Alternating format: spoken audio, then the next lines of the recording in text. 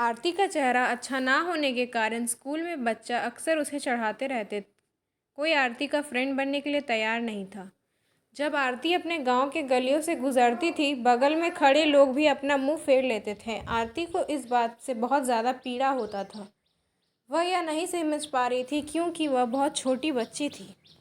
आखिर बात क्या है? हमारे चेहरे को देखकर लोग अपना मुंह क्यों फेर लेते हैं? आरती जब स्कूल से घर वापस आती थी तब अपनी माँ से एक यही सवाल करती थी कि माँ, जब हम अपने स्कूल से घर आती हूँ तो लोग हमें ऐसे क्यों देखते हैं और स्कूल में भी हमसे कोई बात नहीं करता, हमारा कोई फ्रेंड नहीं बनता, अतः हमसे कोई बातचीत भी नहीं करता। इतना बात सुनकर आरती की माँ की आंख से आंसू आ गया। वो फक फक के रोने लगी, लेकिन अपनी बिटिया को यह नहीं समझा पा रही थी तुमसे लोग इतना घृणा क्यों करते हैं। माँ आरती से बहुत प्यार करती थी। गली मोहल्ले में आरती को मनहूस जब लोग बोला करते थे, आरती की माँ कड़ी शब्दों में जवाब दे देती थी। आरती की माँ अपने कलेजे के टुकड़े को हर वक्त अपने साथ में रखती थी और जो भी उसे बोलता था उसके बदले में जवाब देती थी।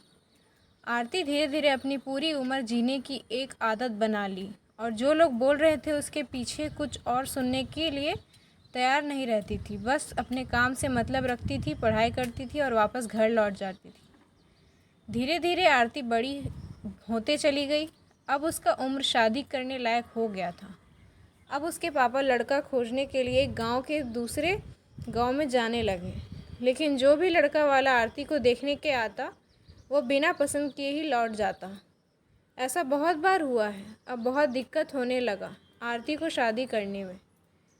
आरती के पापा भी थक चुके थे लड़का खोजते खोजते। ऐसा कोई गांव नहीं था जिस गांव में आरती के पिता लड़का खोजने के लिए नहीं गए थे।